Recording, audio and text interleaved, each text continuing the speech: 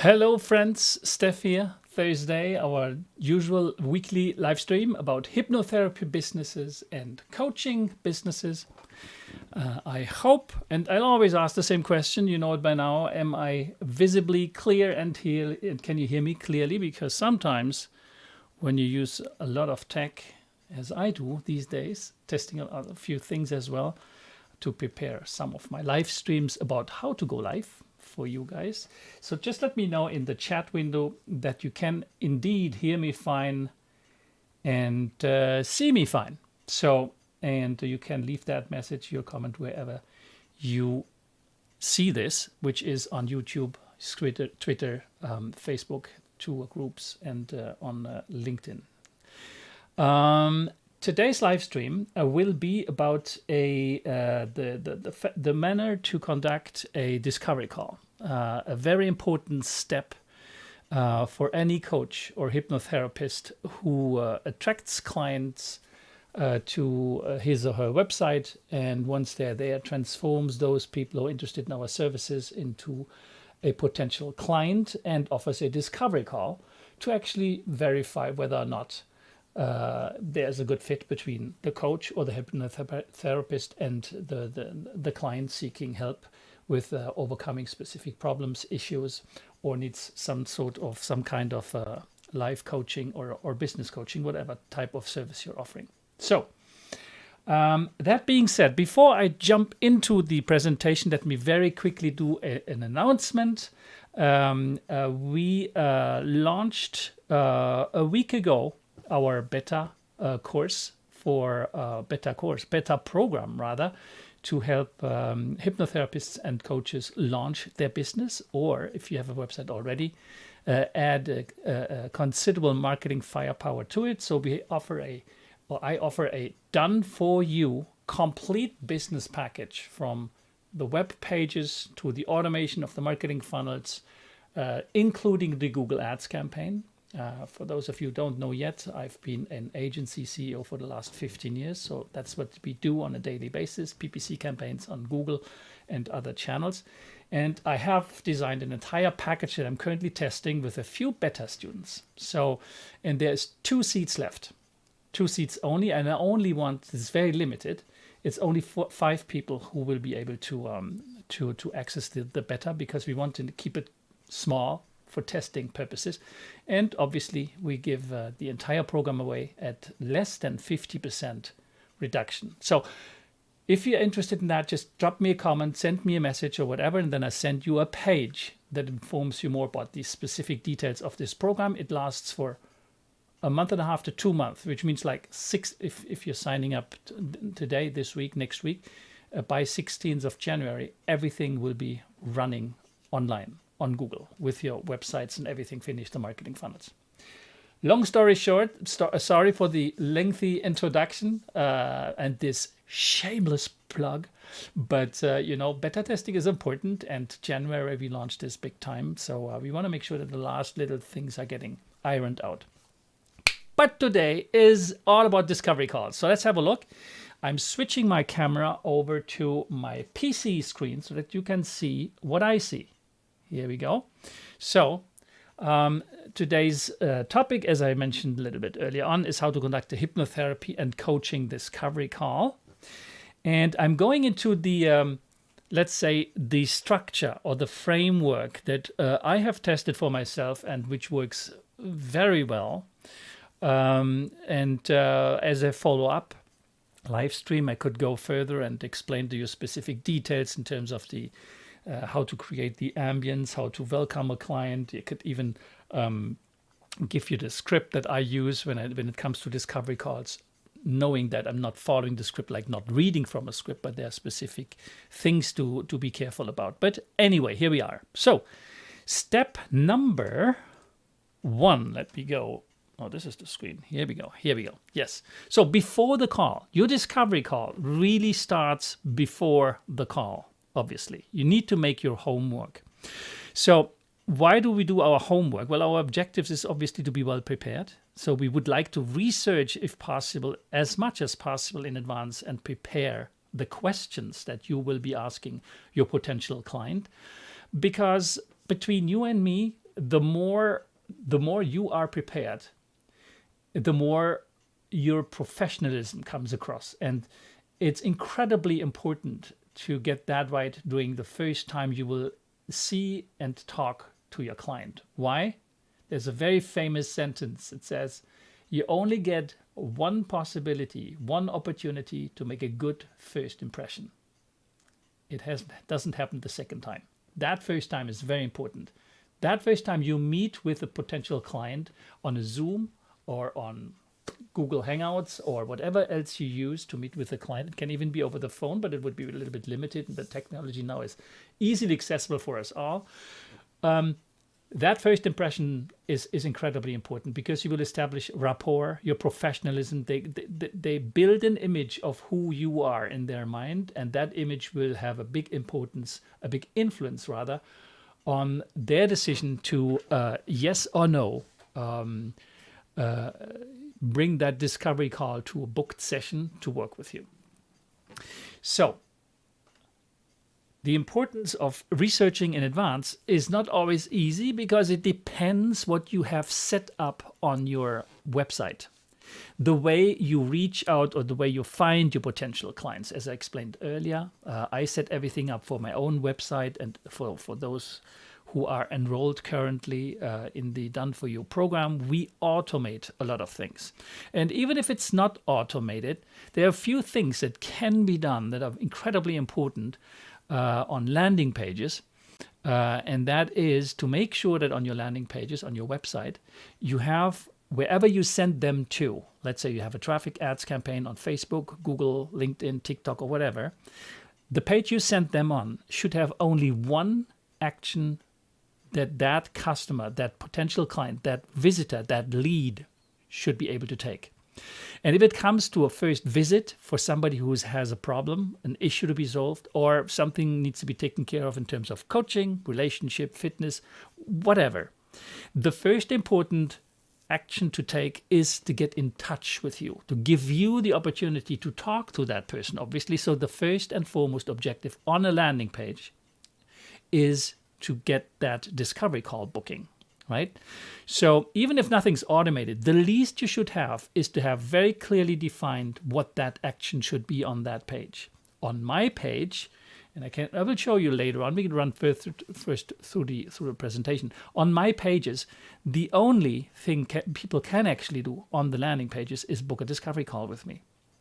And that allows me to talk very quickly, one sentence or two, about the difference between landing page and a website. A lot of people ask me, well, Steph, I hear you about landing pages, but you know what? I have a website already. Do I really need landing pages? So here's why you need landing pages.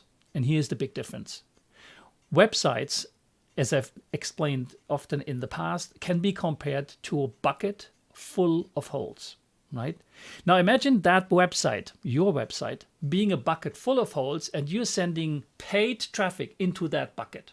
It's like water, leads coming into that bucket and pouring out everywhere in all the holes. Now you may ask me, well, what are the holes? Well, the holes on your website is your menu.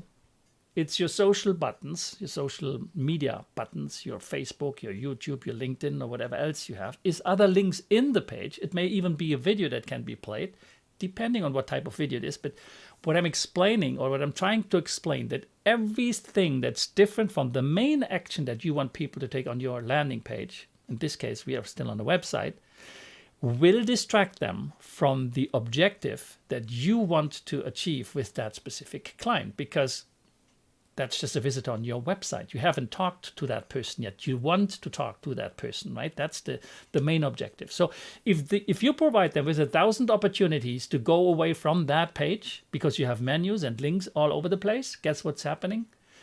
They will go somewhere else. And they will lose sight of what you wanted them to do, booking a discovery call. Even if you have that button on all of your pages, it's still not enough because there's still options. And at some point in time, they have the liberty to do something else than booking that call. So landing pages have been designed in such a way that only one call to action should be taken. In this case, book book a discovery call. So nice button, nice explanations. There's a video on the page, no problem there, but the video leads them to booking the discovery call, right? You use video differently. And the entire design is very different. There's something called above the fold. It's coming from the old ages when we had still printed newspaper. You had the newspaper was all folded, right? What you were seeing on that newspaper when it was still folded, that's when it's laying down on the kiosk where you can buy the newspaper. That is the above the fold. And any action and everything, the most important things you want your customer, your visitor to your website to understand, to see, and to be able to act upon should be visible above the fold, right? They shouldn't be opening the paper. They shouldn't be scrolling down to see your discovery buttons or your most important call to action title. All this should be visible right away. So the design of a landing page is different, okay? This all can be taken care of on your website, and you understand now why I always refer to landing pages, because they are way better to transform your visitors into paying customers, because they will be captured right away, because there's nothing else they can do on that page. So obviously the page needs to be well designed, the content needs to be spot on to transform that visit into a person that would like to talk to you, obviously. So there's a very different objective between websites, which websites are not bad. It's just like they have a different function. Websites, that's why they're called portfolio websites. There's an about you, there are your social things, there's maybe your blog, there's everything, there are different services. But landing pages usually come on top of your website or aside your website to transform a visit into a specific action. Let's go back to the presentation. So, and this can be automated. If you have a landing page with a discovery call button that leads to what's called a quiz funnel, it would allow you to pre-qualify that customer, that potential client. And that's why I wanted to talk about landing pages, because how are you going to prepare for a discovery call if you didn't know what that person is looking for, right? If you send them to a page and they can book a discovery call, but you haven't captured what their problem is or why they're actually triggering that discovery call, well, you are coming away with a booked discovery call, but without the possibility to prepare in advance, right? So what we do on what I do on my website, and what I install usually for our done for you customers, hypnotherapists or coaches, is a pre-qualification quiz that comes prior to actually booking the session for the discovery call. That was step one, make your homework. Step two, well, prepare for the call in advance. There's still a few things that you can do. And now what's important, obviously, is to create the atmosphere that is conducive of transforming that first call into a positive experience for your customer. And the more positive experiences you create, the higher your chances are or become to transform that discovery call into a paying customer, into a paying client. So I have here, create a professional ambience. So what I mean with that is, look at how I perceive how I appear here on screen. You have a backdrop with a painting on the wall. You've got a nice cheap IKEA furniture in my back. You've got a library on the other side with books. This is not happening by happen chance.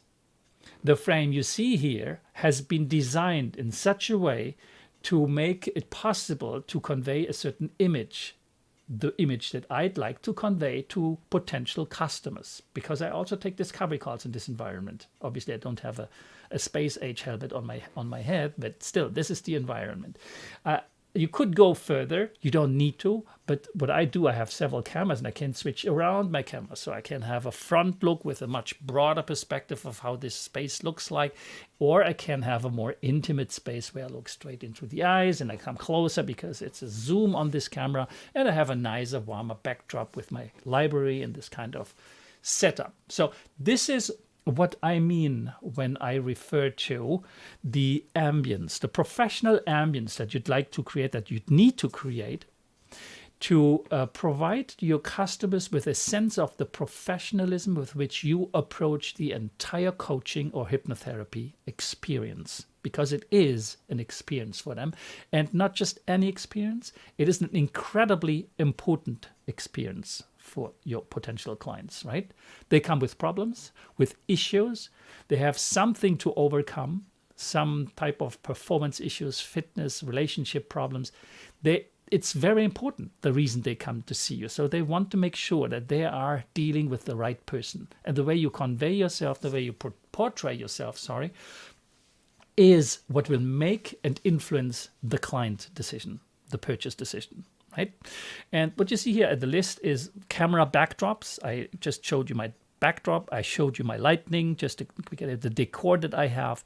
The wardrobe is the way you dress. Obviously, does it mean that you need that you need to be with a costume and tie or whatever? No, you should be as comfortable as you possibly can be, but portray your real sense, your real personality. No problem to be, for example, to wear a sari, as one of my students asked me the other day, yesterday actually, or was it this morning, asked me, "Hey Steph, what do you think about this picture?" She was showing me her backdrop and the way she was planning on portraying herself on the homepage, or rather said her main landing page. And she was asking me, well, I feel very comfortable in the sari, and it really reflects also who I am. And she is from Asia, and I told her, well, however you feel comfortable, that's the way you should portray yourself. And if that's what you'd like to come across as, well, just do as you feel you'd like to be on screen when you meet a potential customer. So that's perfectly right. Just make sure that the entire environment is cleaned up. When she showed me her picture, just to give you a little example, in the back of the picture, I saw a chair, an office chair, not correctly positioned, like empty chair, just standing around there. It was probably just a picture she was sending me for testing, but I immediately saw that and pointed that out to her. You've got to be taking care of everything. If you look at my background right here with the lighting in one corner, there's actually so many lights around me you wouldn't imagine to light all this up the way you see it here. There's even lights coming from the top, from the ceiling, for the microphone. Everything is taken care of here. And maybe I do a live stream at some point in time if it's of interest to you, of how to create the ambience, such an ambience, and what type of camera I use, or cameras I use, the type of lighting I use, the microphone I use, all that influences. It's maybe a next step. You don't need to start like this, but yes, absolutely, it conveys a professionalism, and it reassures clients when they see this type of professionalism portrayed when they meet with you for the first time on screen. Let's go back to the presentation. Here we are. Don't forget the water bottle for yourself. Obviously, once you're with your client and you're thirsty, you don't want to get up and pick a water bottle, because there may be some talking and you may get a dry mouth. Think about those things, and not just about yourself. If you go into a meeting with a client, very simply ask them, do you have would you like to fetch some water before we start, we start the discovery call? And you can also invite them. Did you make sure that we are not disturbed during our call? Is everything fine on your end? Do you want to do a toilet break before we start? Whatever. Create the ambience. And the questions you ask to that person will indicate to her that you have taken the time to talk to her, and that you've taken the time to listen to her, right? Listening to someone means to be in an atmosphere where you will not be disturbed. So you first create that environment on your own side, obviously, but you also invite your potential client to do the same. The message they get is, oh, wait a minute, he's really serious about that. Well, she's really serious about this. She's listening. So it adds to the importance of the first impression that a potential client gets from you. Good. Step number 1 during the call. The first thing, obviously, is to introduce yourself. And I'm saying this, it seems so obvious to introduce yourself, but guess what? When you're getting so used, as I am now, doing live streams every week, I sometimes forget to introduce myself. I'm very kind, polite, and everything. I talk to, but I did never say, "Hi, my name is Steph. How are you doing?" So, and then I sometimes forget it completely. During that introduction, what I think is important is to establish rapport and establish your expertise. That's really the objective during the first few minutes, 1, 2, 3 minutes. Important, remind yourself about smiling. We don't tend to remind ourselves about that because it not always comes naturally. Just keep it in mind to smile. Because a smile goes a very long way, right? It establishes immediately an openness and invites the other person to be comfortable with you. Okay, it shows that you care. Then I would rather quickly actually to mention your training, your certification, if it's a specific hypnotherapy certification, you have a specific coaching license that you possess. I would go through those very quickly, talk about the years of experience that you have, the specialties you cover, and obviously if you cover the specialties, you would mention that you are specializing in the field that client has been consulting you for, right? The discovery call, and hopefully you were able to collect that information up front because now you can obviously prepare your questions in advance, but also talk about the fact that that field, that specific problem they come to see you is something you know very well. You can only say that if you are informed about it in advance. Hence, the importance to collect that information before booking a discovery call. And I will show you how I do that on my website towards the end of that presentation. So, mention your training, your certifications, your license, and establish, very important, establish that you are the right person right from the beginning, right from the get-go, right? You don't want to wait until that happens to the end because we want to do that at least twice at the very beginning. We don't say, I think I'm the right person for you. That's not what I'm saying, right? Because that's something you can only say at the end once you have understood the problem of that person, the issue that she wants to solve, or the thing she wants to work on, and that you actually comfortably can say, yes, I am the right person. That's what I do. It's one of my specialties, right? You only know that towards the end, but you can prepare all that in advance if you know why they are consulting. Okay, that's why establishing that you are the right person is something that actually happens even before I talk to somebody. I know whether or not I would be potentially the right hypnotherapist because just as much as any hypnotherapist, I don't take care of everything, right? For example, I mean, I don't want to deal with PTSD, for example. I mean, it's a fairly complex issue. You really need to know what you're dealing with, and I haven't specialized in that area. Whereas if somebody comes to me with money blocks, anxiety, fears of public speaking, and fears of going live in front of a camera and talking to people on Facebook and on YouTube, guess what? I can help you.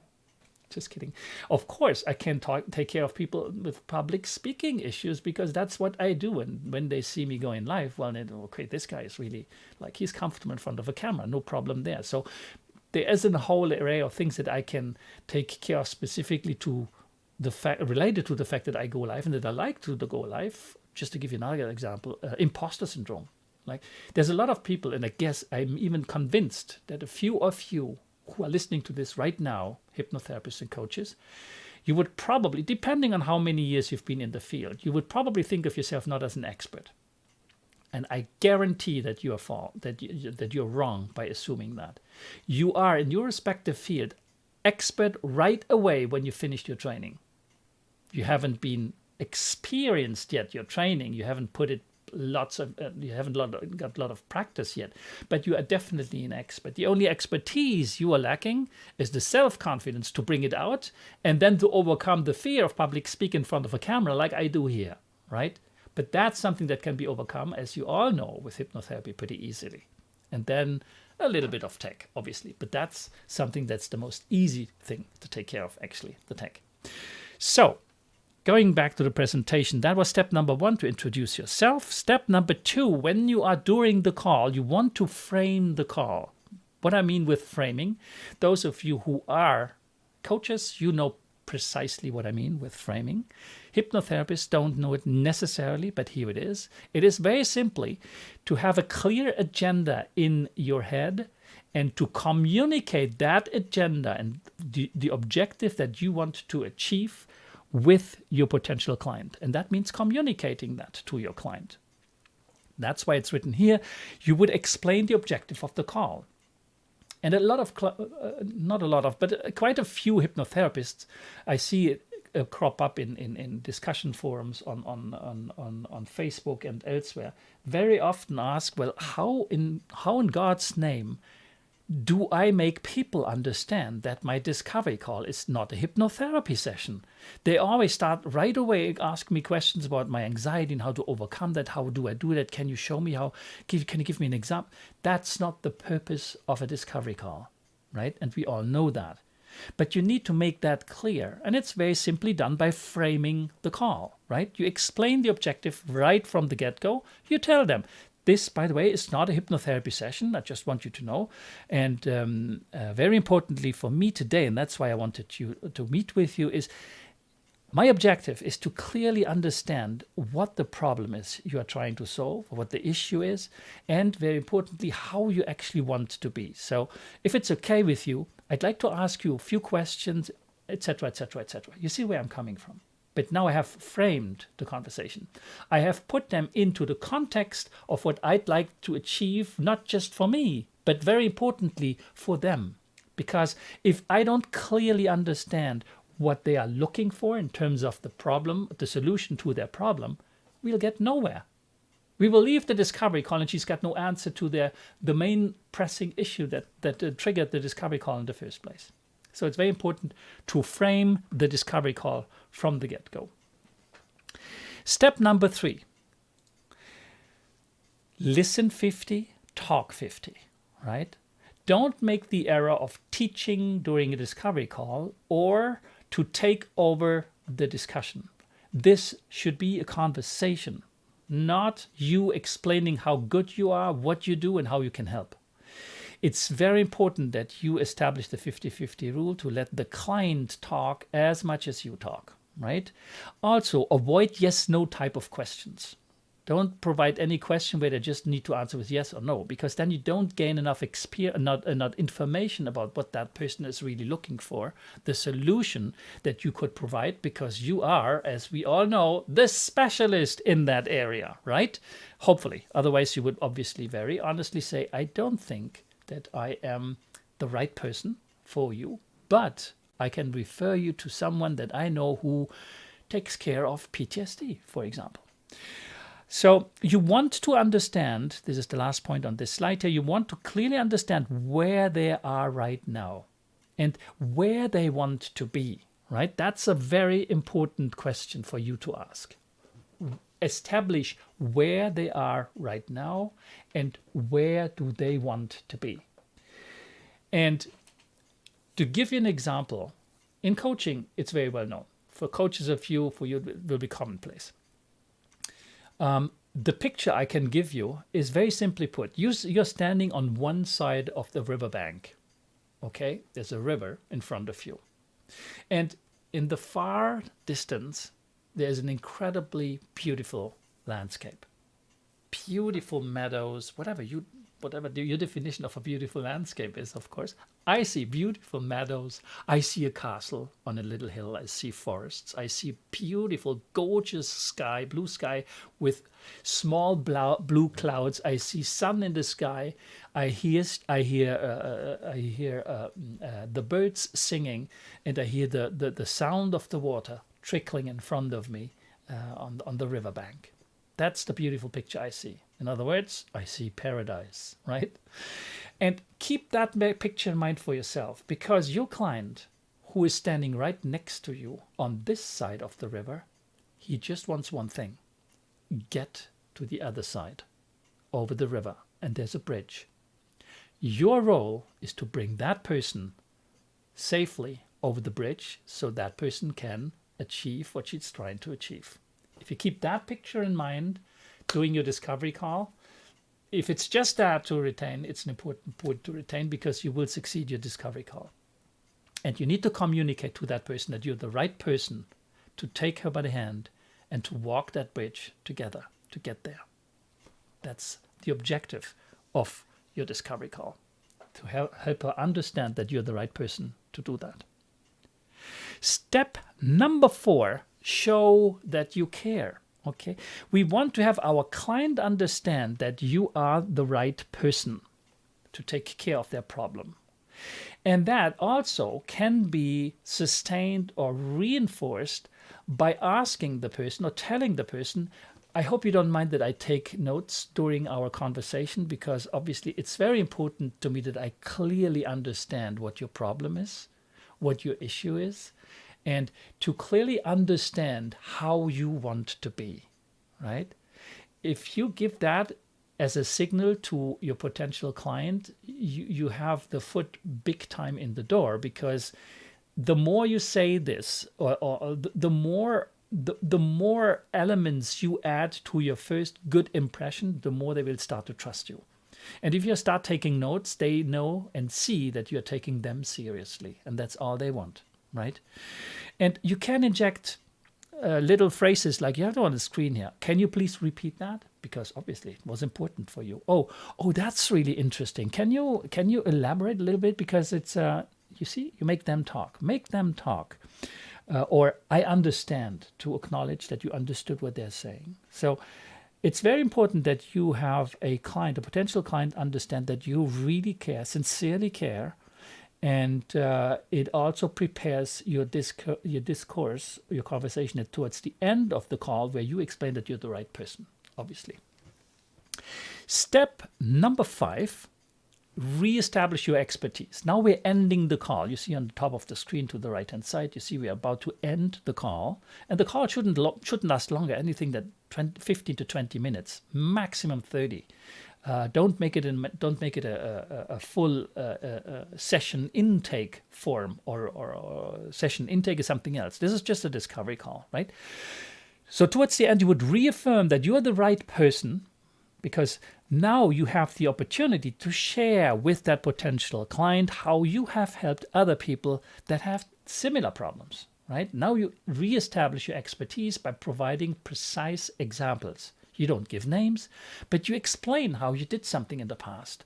Or if you don't have experience yet in that specific area, that specific field, I have the possibility to go to a forum on Facebook where my certification body, which is Rapid Transformational Therapy with Marissa Peer, so it's regression hypnotherapy, where we have plenty of possibilities to read about the experience of others. We have hypnotherapy conducted by Marissa that we can look at, but you may have in your own environment examples that you can relate to and that you can use during your explanation to reassess your expertise, right? That's what this is about, ending the call by making that client comfortable that, again, you are the right person to take care of their problem or to help that person achieve a specific goal in life. And while doing so, obviously, you want to come across as relaxed, confident, and not pushy. We are not on a sales call, right? We're not trying to sell a session. If we start to do that, if we start to be pushy, we turn a client off. I guarantee you, that's not a good thing to do. That doesn't mean that you lead that person naturally to the opportunity to book a session with you while they are on the discovery call. And that's something I do. I never ever leave a client on a discovery call not proposing, not offering the possibility to book the call right here and there. And it can be introduced very naturally. Like, oh, by the way, would you like us to have a look at the next few weeks, days ahead to see if there's an opportunity for us to meet for a first session? And then you have it. You have introduced. Then you'll see the reaction.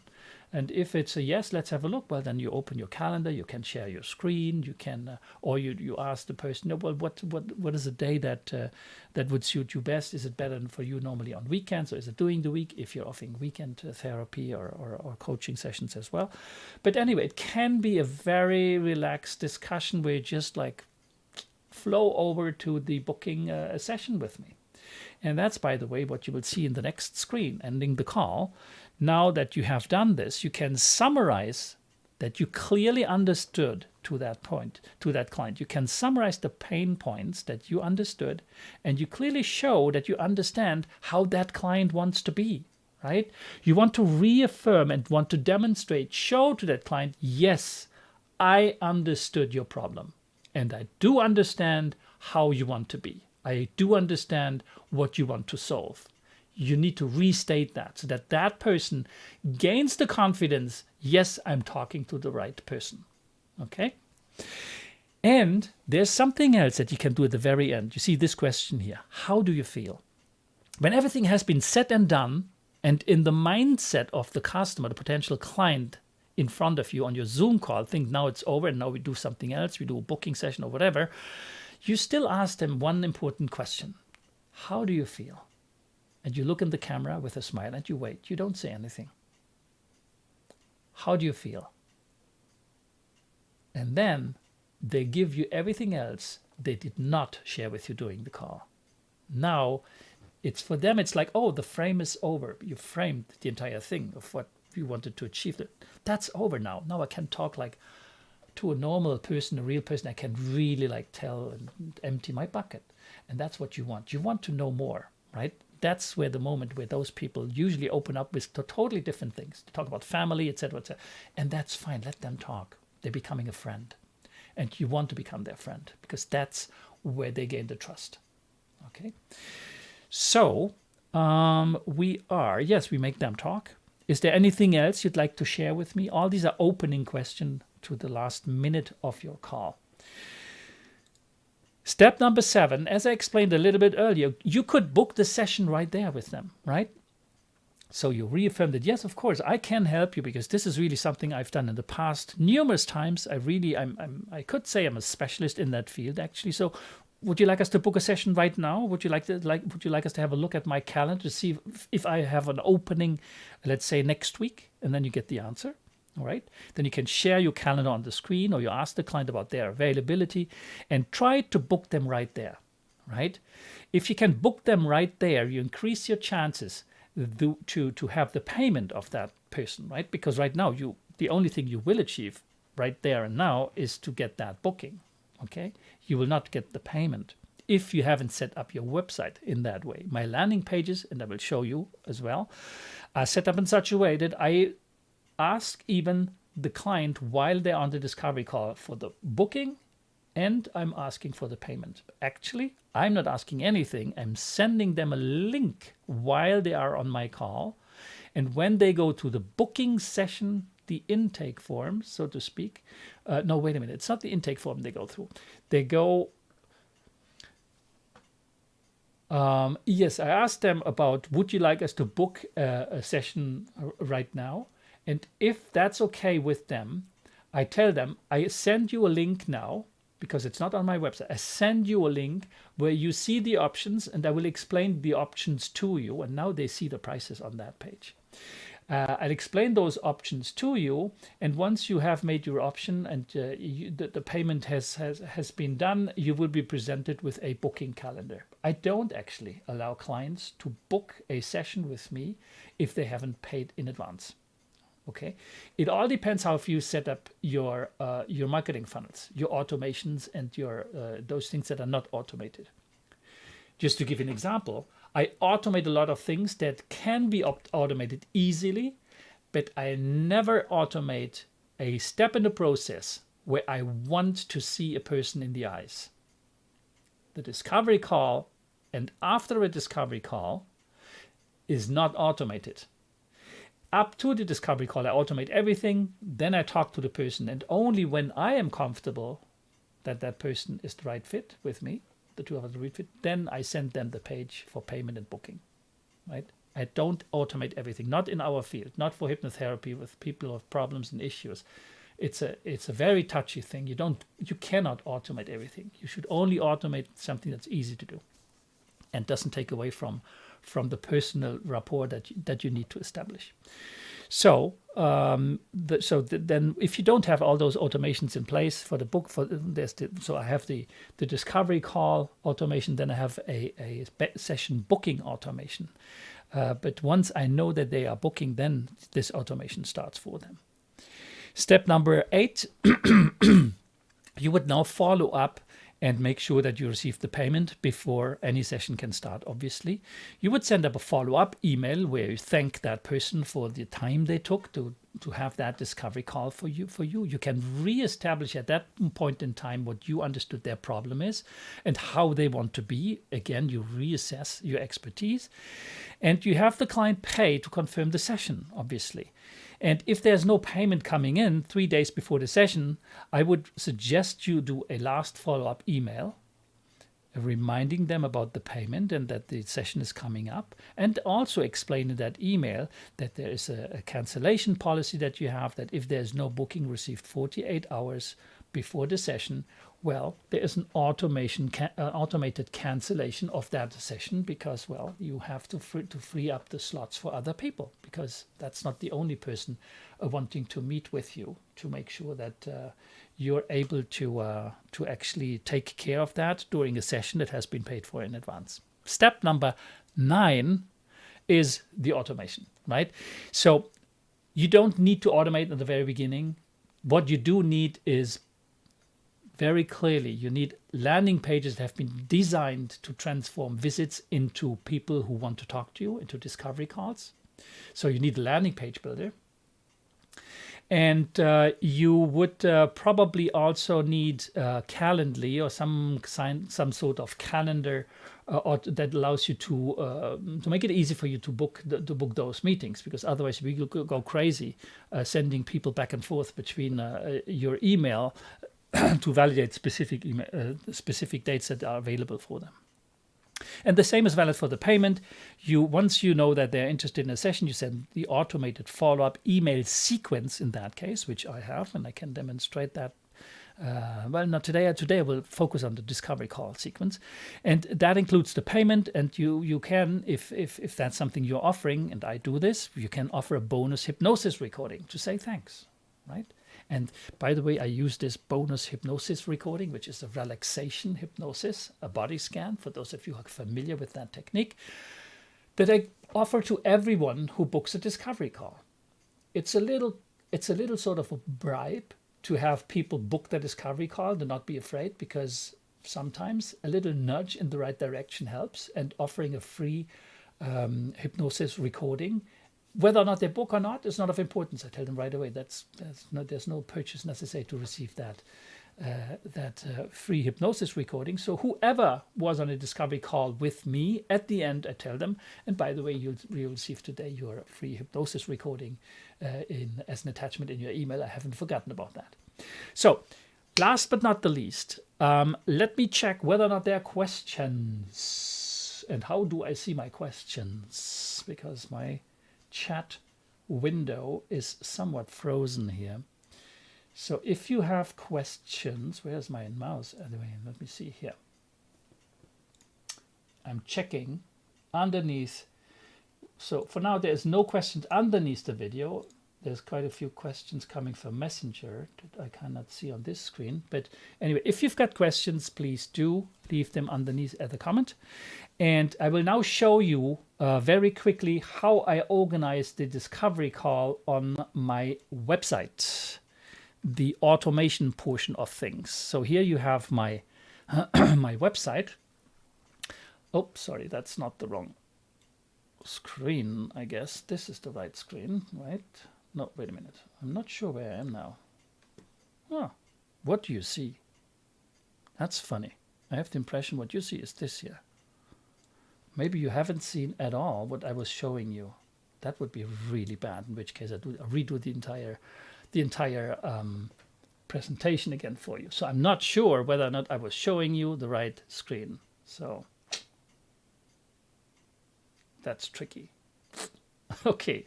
Anyway, I wouldn't know until I see the replay myself of this recording, but I have maybe a way of seeing it here. Let me switch this to the PC version. No, we're on the right screen. All's good. Here's my website.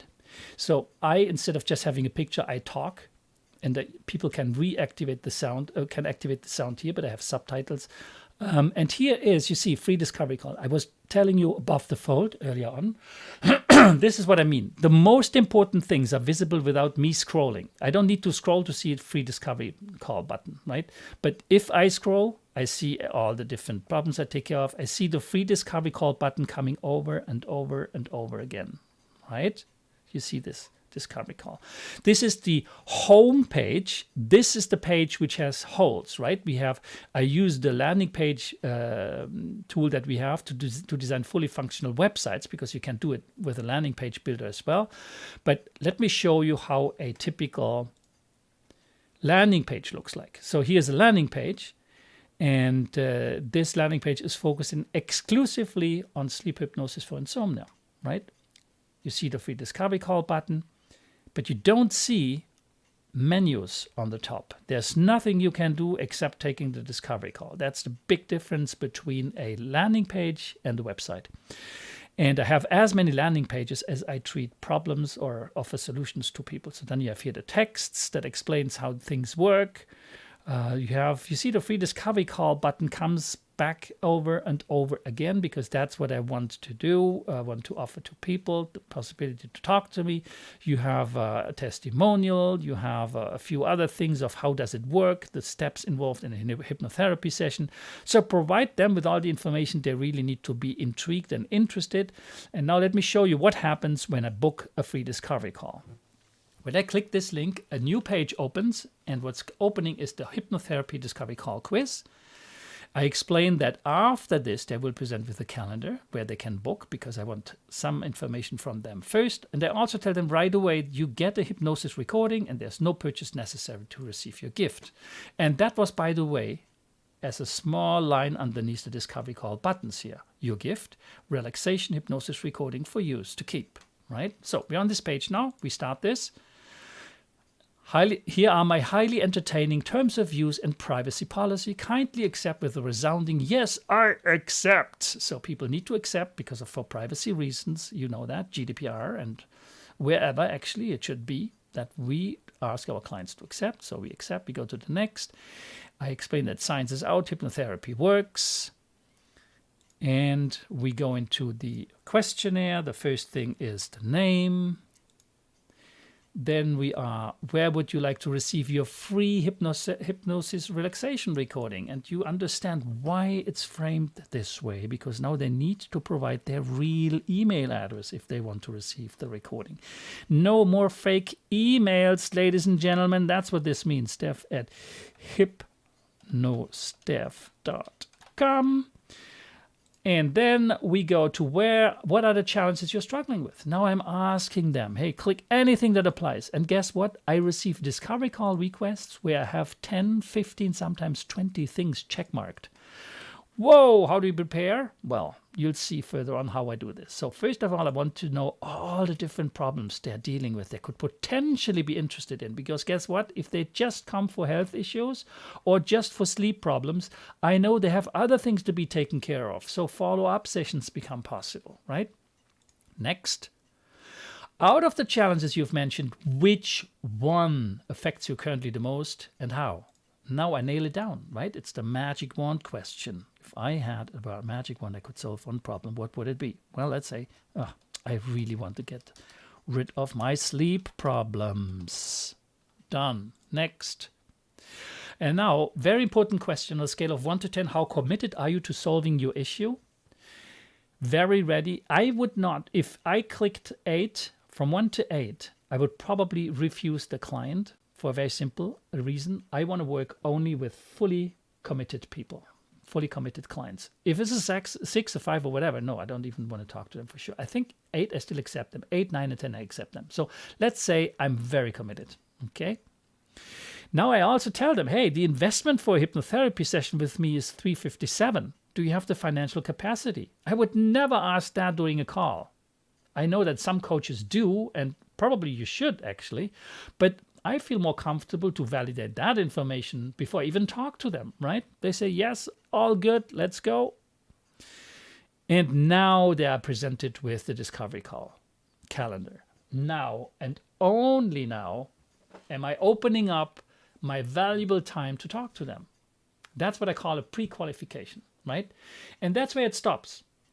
I never offer a payment solution to book a session right away. I always want to talk to people first, even if they were ready to book with me because they've heard how incredibly fabulous I am. And oh my God, this is the best hypnotherapist in the world, which is not the case. I mean, come on.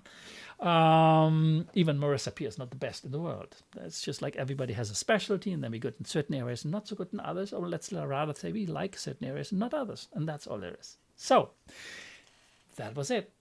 I hope you learned what you needed to learn, wanted to learn. I could go in way deeper detail, especially for the setup, for example, how to establish your professionalism with the setup that I have at home. If that's of interest of you, let me know. Other than that, please leave your comments, subscribe to my live channel alerts. It's an email that I will post underneath this video. And quick reminder again, there's still 2 seats left on our done-for-you full-fledged hypnotherapy business. If you go to hypnosteph.com, my current website, that basically shows you what you will get.